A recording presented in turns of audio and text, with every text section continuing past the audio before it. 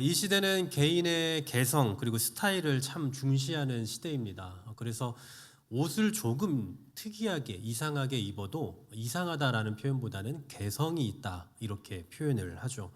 하지만 아무리 그렇더라도 상황이나 자리에 어울리지 않는 옷을 입으면 질타를 받게 됩니다. 저는 20대 초반에 전도사 사역을 시작을 했습니다. 누가 봐도 그냥 청년처럼 보이니까 다 반말을 하는 거예요. 거의 다. 뭐 아는 사람 외에는. 그래서 제가 어떤 대안을 냈냐면 옷을 좀 어른스럽게 입기 시작합니다. 지금은 좀 그게 또 유행이 되었지만 그때는 뭐 유행이 아니었으니 일부러 퍼짐한 옷을 입는 거예요. 나이가 든 것처럼 그런 옷을 입고 다니고 또 분위기나 상황에 맞지 않게 언제나 넥타이를 차고 다니고 체육대회인데 넥타이 차고 간다거나 뭐 이런 류의 좀 특이하게 정말 정말 어른인가 하는 것처럼 그렇게 하고 다녔던 것 같아요. 그랬더니 반말은 조금 덜 들었습니다만 어떤 문제가 생겼냐면 정말 내가 나이가 많은 사람인 것처럼 행동하고 생각하고 있더라는 거예요. 그러니까 일종의 애늙은이가 되어버린 거죠. 자리가 사람을 만든다라는 말이 있듯이 옷도 사람을 만든다라고 생각이 되기도 합니다. 무슨 말을 하려고 하느냐면 사람은 자기가 입고 있는 옷에 따라서 행동이 달라지고 생각이 달라질 수도 있다라는 거죠. 지금도 저는 그렇습니다. 제가 캐주얼하게 옷을 입고 다니면 그러면 저도 모르게 너무나 편해요. 마음도 편하고 행동도 너무 자연스럽습니다. 제가 밖에서 청바지 입고 후드티 입고 다니면 누가 저를 목사로 알겠습니까? 그냥 뭐 젊은 아저씨인 줄 알겠죠. 그러니 아무도 저에게 뭐라고 목사가 돼서 뭐 이런 얘기 할 사람이 없으니 행동에 있어서 제약이 없어지는 거죠. 하지만 넥타이를 하고 구두를 신으면 저도 모르게 묵직해집니다. 겉으로 봐도 조금 더 중후해 보일 수 있지만 또 제 행동이나 생각에 있어서도 뭔가 모를 무게감이 생긴다라는 거예요. 그래서 저는 목사로 존재하는 우리 교회에서는 최대한 무게 있게 옷을 입으려고 하지만 아빠로 아니면 남편으로 사는 가정에서는 최대한 좀 편안하게 입는 편입니다. 뭐 예를 들면 월요일 같은 때 함께 가족들이 어디 나들이를 간다 이러면 저는 그냥 청바지에 후드티 같은 걸 그렇게 입기도 해요. 평일에 제가 교회를 출근을 할 때에도 뭐 수요일이나 금요일은 예배가 있으니까 조금 더 포멀하게 입는 편이고 그리고 화요일이나 목요일은 거의 제가 그냥 앉아서 계속 종일 설교 준비를 하다 보니까 그때는 좀 어떻게든 좀 편안하게 하고 싶은 마음에 옷을 좀 아주 가볍게 입고 오는 편입니다.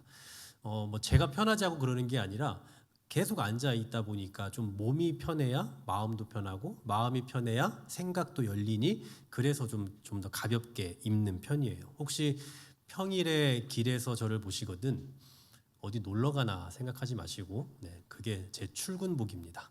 일종 출근 룩이라는 거 아시면 좋을 것 같아요.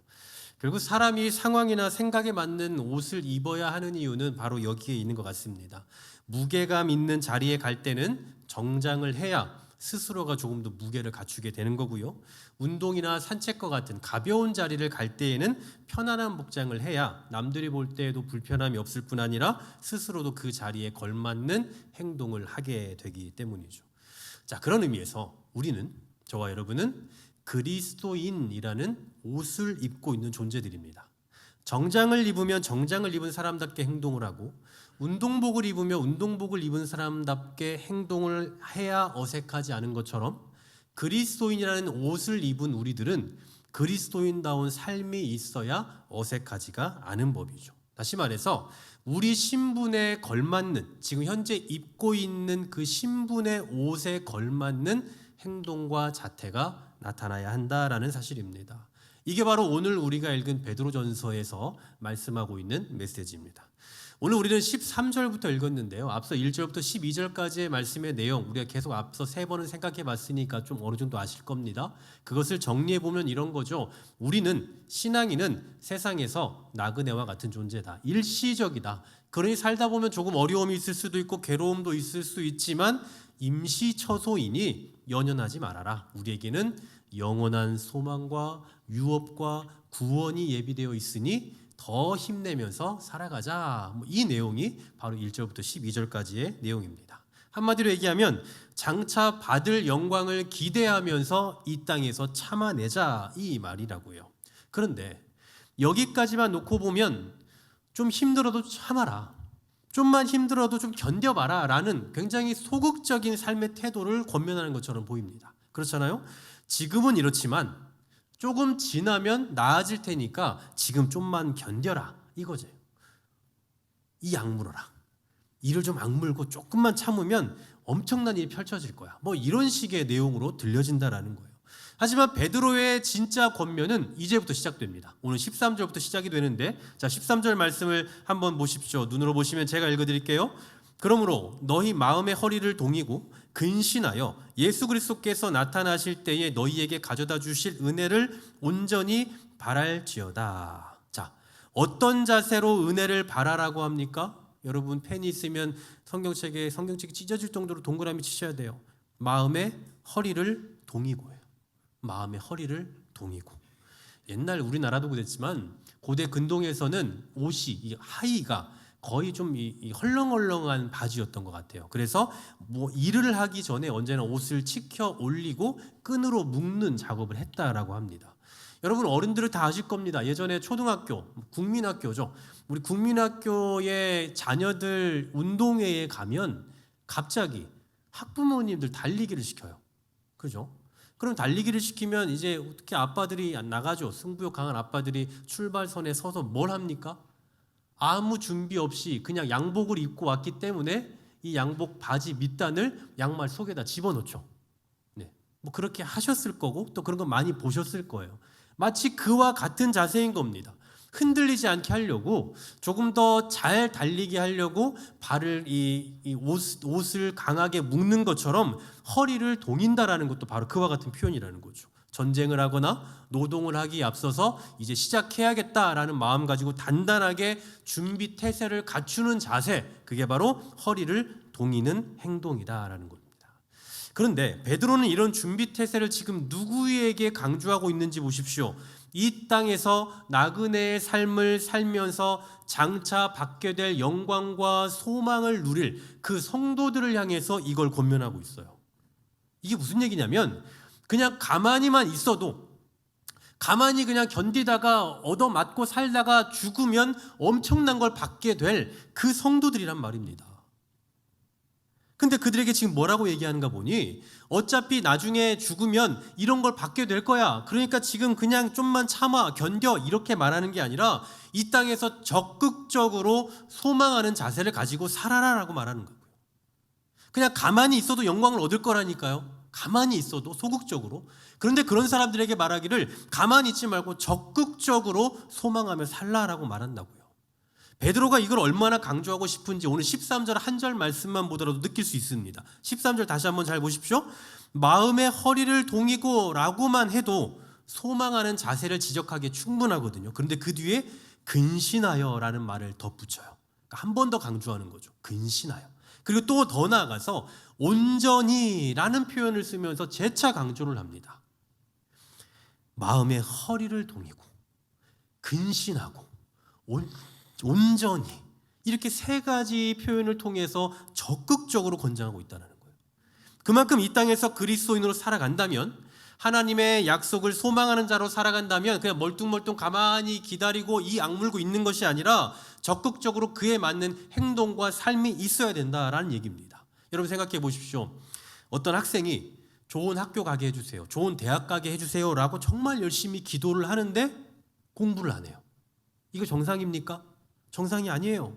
그리스도인이 어떤 문제를 놓고 기도하는 건 참 좋은 자세고 마땅히 당연히 그래야 하는 태도이지만 기도를 하는 사람으로서 기도하는 사람다운 태도와 행동이 없으면 문제인 겁니다.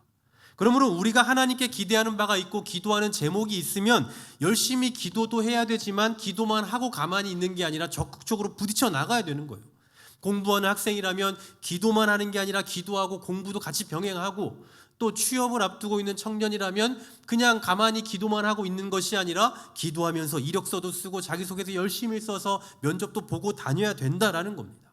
기도하면 하나님이 알아서 다 해주시겠지라는 이런 소극적인 자세로 있는 게 아니라 기도함으로 더 힘을 얻어서 적극적으로 싸워 나가야 된다라는 사실입니다. 베드로가 오늘 본문을 통해서 말하고 싶은 메시지도 바로 이거예요. 우리 그리스도인의 이 땅에서의 삶은 계속 말했던 것처럼 잠시 잠깐 나그네의 삶이지만 소극적으로 멍하니 미래만 바라보고 기다리고 있는 게 아니라 적극적으로 이 땅의 삶을 살아가야 한다라는 사실입니다. 그렇다면 우리가 이 땅에서 그리스도인답게 살아야 할 그 적극적인 삶의 내용은 뭘까요? 바로 14절, 15절에서 말씀하는데 우리 같이 한번 읽어볼까요? 14절, 15절입니다. 너희가 순종하는 자식처럼 전에 너희 사욕을 본받지 말고 오직 너희를 부르신 거룩한 이처럼 너희도 모든 행실에 거룩한 자가 되라. 아멘. 여러분 어떤 사람이 되라고 말씀합니까?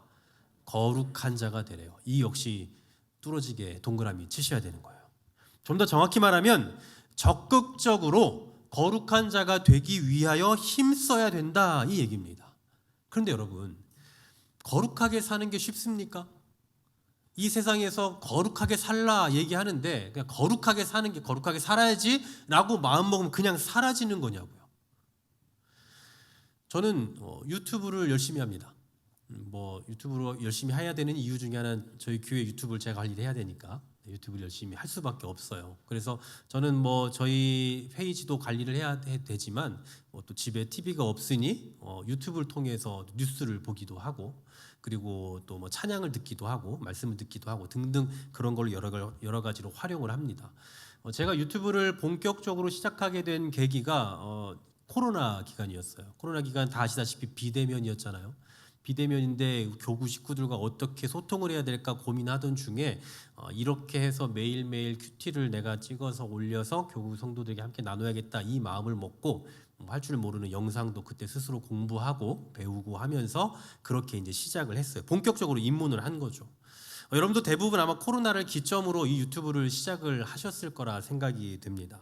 예전에는 뭔가 궁금하면 컴퓨터를 켜고 네이버라는 그 포털 사이트를 키고 거기에 입력을 하면 다 나오죠. 예를 들면 한길교회를 치면 전국에 있는 한길교회에 대한 정보가 쭉 나옵니다. 그러니까 이제 예전에만 하더라도 그냥 거의 독점이었죠. 이 네이버라는 그 페이지 안에서 모든 것을 살펴보는 게 거의 일반적이었다면 최근에는 유튜브로 검색하는 이 비중이 굉장히 높아졌어요. 이 네이버를 활용하는 기준, 첫 번째 검색하는 기준으로 이 네이버를 활용하는 게 80%대인데 유튜브로 활용하는 게 70%대입니다. 그러니까 거의 비슷한 수준이에요. 누군가는 네이버로 검색을 하지만 누군가는 가장 먼저 유튜브로 검색한다라는 겁니다. 이상천 목사가 궁금하면 예전에는 네이버를 켜고 썼는데 요즘에는 유튜브를 켜고 이상천 목사를 친다 이 얘기예요. 무슨 얘기입니까? 모든 사람들이 지식의 통로가 됐다라는 거예요. 이제는 이 유튜브를 통해서 지식을 배운다는 거죠. 신앙인들이 가장 많이 보는 콘텐츠가 바로 설교라고 해요. 37%가 설교를 유튜브로 봅니다. 그리고 26%는 찬양을 들어요. 그리고 나머지는 성경 공부 아니면 또 기독교 관련된 어떤 간증 이런 것들을 확인한다고 합니다. 오죽하면 한국교회 트렌드라는 책에 보니까 복음이라는 단어를 말하는 에반젤리즘을 바꿔서 유반젤리즘이라고도 표현을 합니다. 이건 무슨 얘기냐면 이제는 유튜브를 통해서 복음을 전하고 유튜브로 복음을 듣는 시대가 되었다라는 얘기예요. 그만큼 여러분 활용하고 계시는 유튜브는 더 이상 우리 실생활 속에서는 없어서는 안 될 굉장히 중요한 도구가 되었다라는 거죠. 근데 여러분 장점만 있을까요? 이 유튜브 안에는 이미 수많은 폐를 낳고 있어요. 짧은 영상으로 모든 지식을 습득을 하다 보니 어떤 게 생깁니까? 연구를 할 필요가 없어져요. 탐구가 필요 없어요. 그러니까 짧은 영상을 하면 알게 되죠. 그러니 그 지식이 어떻습니까? 굉장히 얕아지는 거예요. 또 잘못된 정보들은 얼마나 많습니까? 여러분 유튜브에서 아무 설교나 아무 것 듣지 마십시오. 그럴 바에는 차라리 5분 큐티를 들으시라고 제가 그렇게 말씀을 드리잖아요. 정말 말도 안 되는 거짓 정보들, 이단 사이비에 가까운 내용들도 정말 많이 있습니다. 게다가 더 무서운 건 알고리즘이라는 게 있어요. 우리 젊은 집사님들 다 아시지만 알고리즘, 내가 좋아하는 무언가를 한번 클릭하면 그 다음부터는 그것과 연관된 모든 정보들을 여러분들에게 한눈에 다 보여줍니다.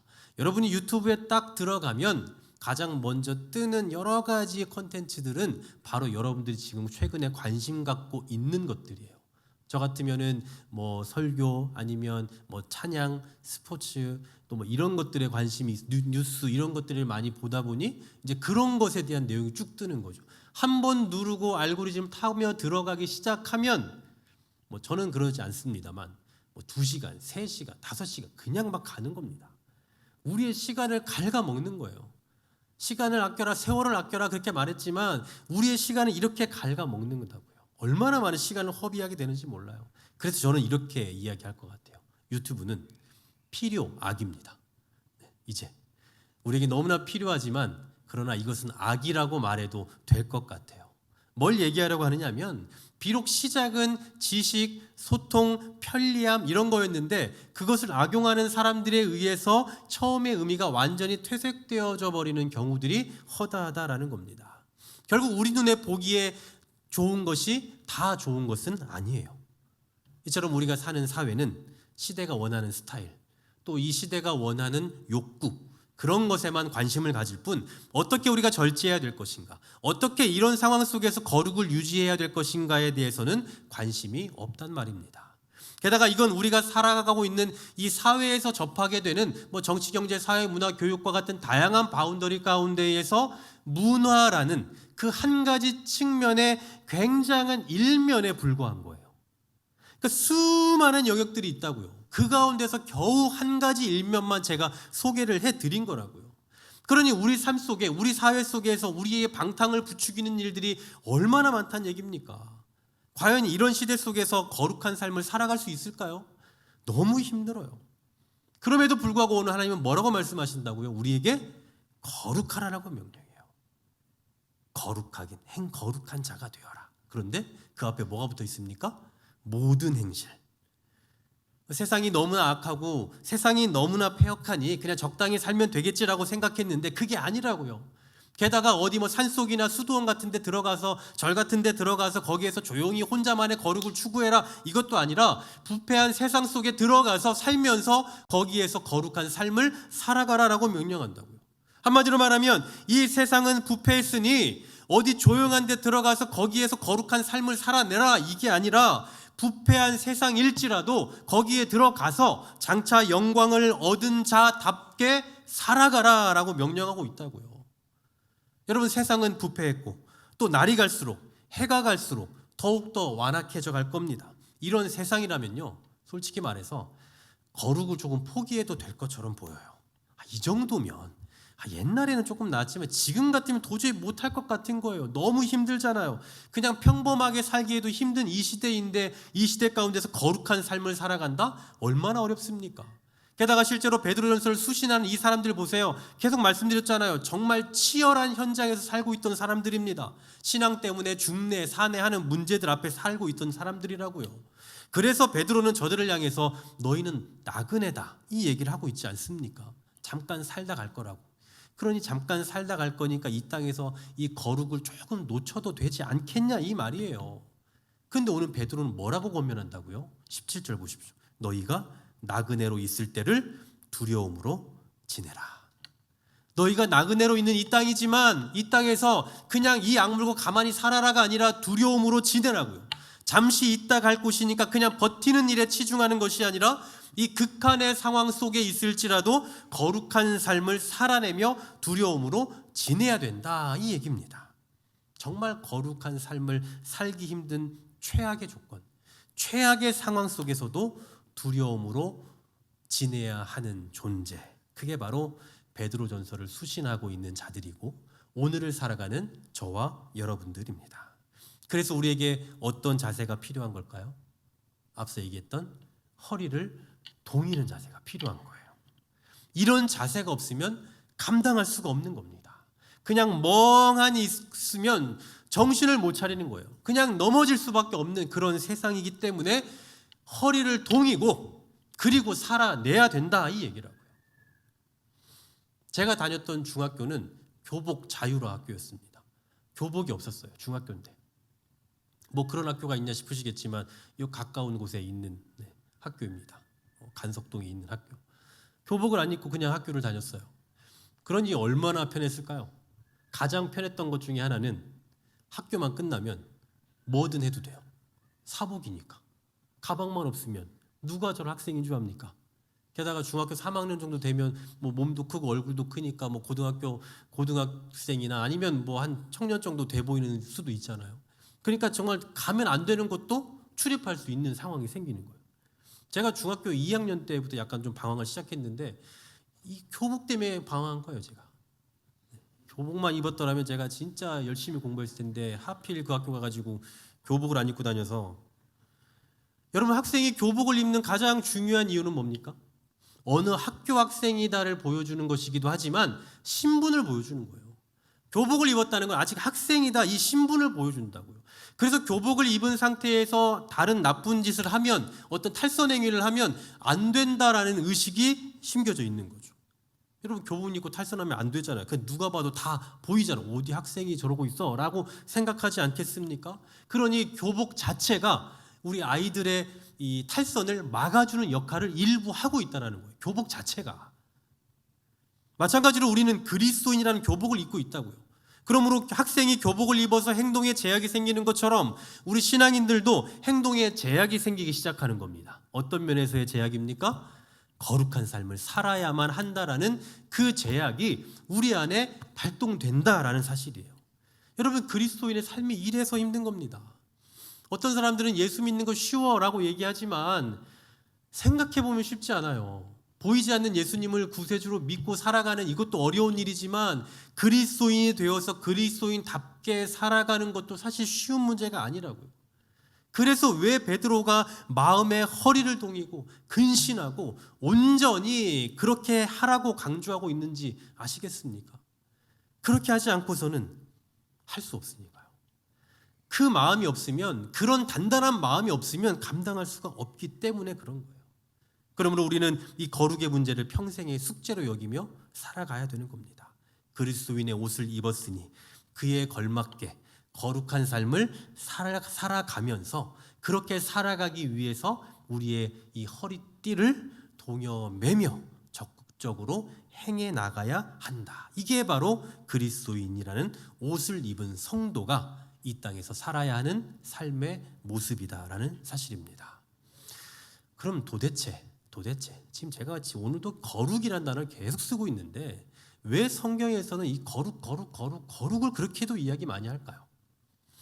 우리 성경 가운데 거룩을 가장 많이 이야기하고 있는 성경 중에 하나가 바로 레위기입니다. 근데 이 레위기에 보면 거룩이라는 단어를 씀과 동시에 거룩과 대비하여 혹은 거룩과 함께 쓰고 있는 단어들이 있어요. 그게 뭐냐면 정결과 부정이에요. 다시 말씀드리면 이 레위기에는 세 가지 단어가 핵심입니다. 레위기의 중심 주제는 거룩인데 거룩과 함께 나오고 있는 단어가 정결과 부정, 이렇게 세 가지라고요. 이 세 가지가 어떤 형태에서 쓰이는지 한번 잘 들어보십시오. 레위기라고만 하면 그냥 바로 이렇게 좀 질색하시는 분들이 계시는데 이 세 가지만 들으면 레위기를 이해하는 게 정말 쉬워집니다. 잘 들어보세요. 우선 정결의 상태, 지금 정결을 말씀드렸잖아요. 정결의 상태는 어떤 상태냐 하면 가장 본연의 상태입니다. 그냥 일반적인 상태, 기본적인 상태, 어떤 특별한 것도 없고 그렇다고 어떤 결핍도 없는 그냥 가장 기본적인 상태예요. 그러면 부정은 뭐냐? 이 정결의 상태에서 결핍이 발생했을 때입니다. 저에게 지금 휴대폰이 있는데 이 휴대폰이 그냥 있는 이 자체는 지금 정결. 근데 이게 깨졌으면 부정이에요. 결핍이 생긴 거잖아요. 뭐 예를 사람으로 말하면 뭔가 죄를 지었거나 아니면 시체를 만졌거나 피를 흘렸거나 하면 그 순간 부정해지게 되는 겁니다. 그런 의미에서 이 부정과 정결의 차이는 굉장히 좁아요. 그러니까 굉장히 먼 것 같지만 가깝습니다. 그래서 하루에도 몇 번씩 정결과 부정을 왔다 갔다 할 수 있어요. 예를 들면 손을 못 씻었어요. 손이 너무 더럽습니다. 손에 더러운 이물질이 묻어 있어요. 그럼 여러분 이 손을 최대한 안 쓰려고 하실 거잖아요. 그 순간은 지금 부정한 상황인 거예요. 근데 화장실 가서 씻었으면 그 순간 정결해지는 겁니다. 그래서 이 부정과 정결의 사이는 그냥 왔다 갔다 하는 거예요. 하루에도 몇 번씩 그럴 수 있습니다. 그래서 이 레위기에서도 말씀하고 있지만 유대인의 규례를 잘 살펴보면요, 이런 법들이 정해져 있어요. 예를 들면 무슨 병이 걸리면 며칠 동안 부정하다, 예를 들어서 어떤 시체를 만졌으면 얼마간 부정하다. 그리고 어떤 죄를 지었으면, 피를 흘렸으면 얼마간 부정하다. 그래서 그 순간에는 아무와도 접촉을 하면 안 되고 진 밖으로 나가야 돼요. 이스라엘 백성들이 모여있는 진 밖으로. 왜 그렇습니까? 우리도 다 그렇잖아요. 우리 전염병 걸리면, 독감, 코로나 이런 거 걸리면 마스크를 요즘 쓰면 되지만 최대한 접촉을 하지 않아야 되잖아요. 접촉하면 감염이 되지 않습니까? 그러니까 이 부정이 옮지 않도록 아예 바깥으로 내보내는 거예요. 진 밖으로. 그리고 며칠이 지나면 다시 회복이 되는 거죠. 그래서 진 밖에 거하는 동안에는 부정한 사람, 그리고 진 안에 들어오면 이제 어떤 상태입니까? 어떤 상태예요? 정결한 상태. 정결한 사람들만 이곳에 있을 수 있는 거. 자, 동일한 원리로 하나님께 제물로 드리는 짐승도 마찬가지로 정결과 부정이 있겠죠. 제가 곧 질문할 거니까 잘 들으셔야 돼요. 온전한 상태의 가축이 있을 수 있습니다만 부정한 상태, 부정하다라기보다는 결핍이 있는 가축이 있을 수 있죠. 눈 하나가 상처가 났다거나 손 하나가 없다거나 다리 하나가 없다거나 하는 그런 짐승들이 있을 수 있지 않습니까? 이런 짐승들은 부정한 상태가 되는 거예요. 자, 그럼 질문 들어갑니다. 하나님께 가축을 제물로 드릴 텐데 하나님께 드리는 가축은 정결해야 됩니까? 부정해야 됩니까? 아니면 아직 얘기 안 한 거룩해야 됩니까? 하나님께 드려야 하는 제물, 하나님께 드려지는 가축은 부정한 상태의 제물입니까? 아니면 정결한 상태의 제물입니까? 아니면 거룩한 상태의 제물입니까? 아직 다루지도 않은 거룩을 넣어버리니까 또 헷갈리시죠? 정결한 짐승이에요. 대부분 다 정결이라고 말씀하셨는데 정결한 짐승이 맞습니다. 자, 부정한 짐승은 하나님께 드려질 수 없죠. 같은 의미로 부정한 사람 역시 하나님께 나아갈 수가 없습니다. 그런데 짐승이야 손이 하나 없거나 그러니까 우리가 말하는 장애가 있으면 부정하다라고 표현을 할 수 있는데 사람은 도대체 어떤 상태가 부정한 상태일까요? 장애가 있으면 부정합니까? 그렇지 않죠. 장애도 거룩하고 선한 거예요. 장애를 우리가 그렇게 말할 수도 없고 비하를 시켜서도 안 되죠.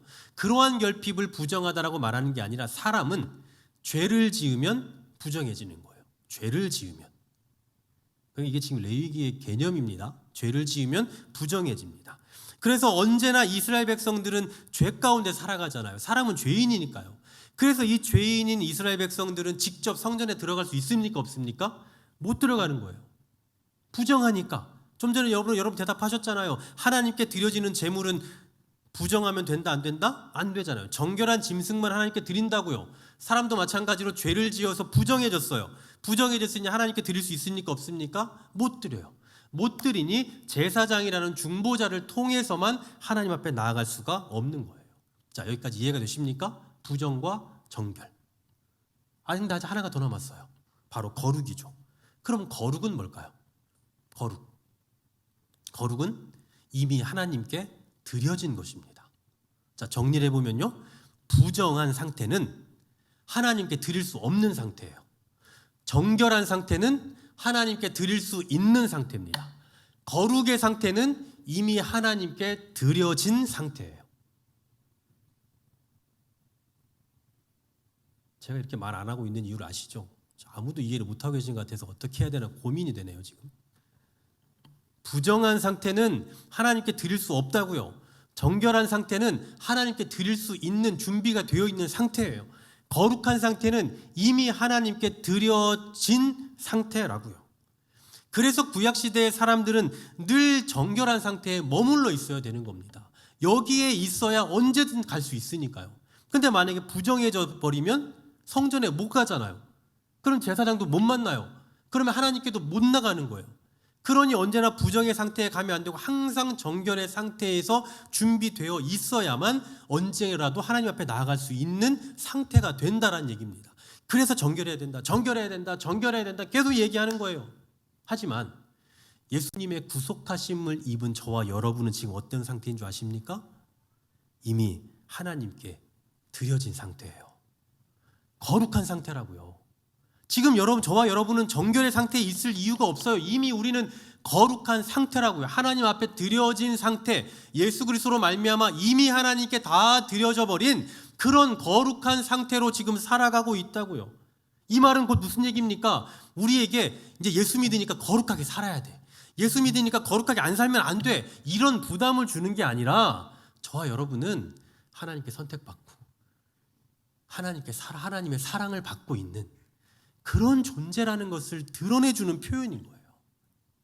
보통 우리가 거룩하면 병기를 일으킵니다. 거룩하면 뭐 말도 천천히 해야 될 것 같고 말도 이렇게 깔아서 뭐 아주 이렇게 뭐 거룩한 척 해야 되고 뭐 걸음걸이도 천천히 걸어야 되고 뭐 이런 게 거룩인 것처럼 생각하거든요. 그런 외형적인 것을 생각하니까 사람들이 거룩하면 경기를 일으켜요. 그런데요, 우리가 거룩의 옷을 입었다, 우리가 거룩한 백성이다 할 때에는 그런 외적인 부담스러운 형태를 말하는 것이 아니라 이미 우리는 하나님께 사랑받고 하나님의 선택을 받은 너무나도 존귀한 존재입니다 라는 것을 드러내는 표현이라고요. 여러분은 거룩한 백성입니다. 할렐루야. 거룩한 백성이니까 거룩하게 사셔야 돼요. 이걸 말하기 전에 우리는 거룩한 백성이라는 얘기는 지금 우리는 하나님의 사랑으로 살아가고 있는 그런 존재다라는 표현을 하고 있는 거라고요. 그러니 오늘 우리가 모든 행실에 거룩해져야 한다는 이 말씀은 하나님께 드려지면 그렇게 해야 되지 않겠습니까? 여러분 똑바로 좀 사세요. 이런 얘기를 하고 있는 것이 아니라 우리는 하나님의 사랑을 받는 존재잖아요. 그러니 그에 걸맞는 삶을 좀 살아보면 어떨까요? 이 얘기를 하고 있는 거라고요. 이미 하나님께 드려진 사랑으로 이미 하나님의 사랑을 받는 존재로 살아가고 있으니 그냥 그에 어울리는 삶을 좀 살면 어떻겠습니까? 이 얘기라고요. 그런데 여러분 또다시 말하지만 그렇게 사는 건 너무 어렵잖아요. 거룩의 옷을 입고 있으니까 어느 정도 통제는 되겠지만 완벽한 통제는 안 돼요. 그래서 소극적으로 그냥 가만히 있어라가 아니라 적극적으로 마음의 허리띠를 동이고 그리고 살아가라, 그렇게 말하고 있는 겁니다. 하나님의 사랑하심으로 택하심을 입은 사랑하는 여러분, 우리가 적극적으로 거룩의 삶을 살아야 하는 이유는 너무나도 명백합니다. 이미 저와 여러분은 거룩의 옷을 입었기 때문입니다. 더 정확히 말해서 하나님께서 우리를 거룩하게 하셨고 우리에게 거룩의 옷을 입혀주셨기 때문이에요. 그러므로 거룩의 옷을 입기 위해서 좀 거룩하게 살자, 이거 아닙니다. 좀 거룩한 삶을 살기 위해서 좀 거룩한 일 좀 해라, 이거 아니라고요. 대신에 거룩의 옷을 이미 입고 있으니 그 옷을 입은 자답게 품위 있게 삽시다, 이 얘기를 하고 있는 겁니다.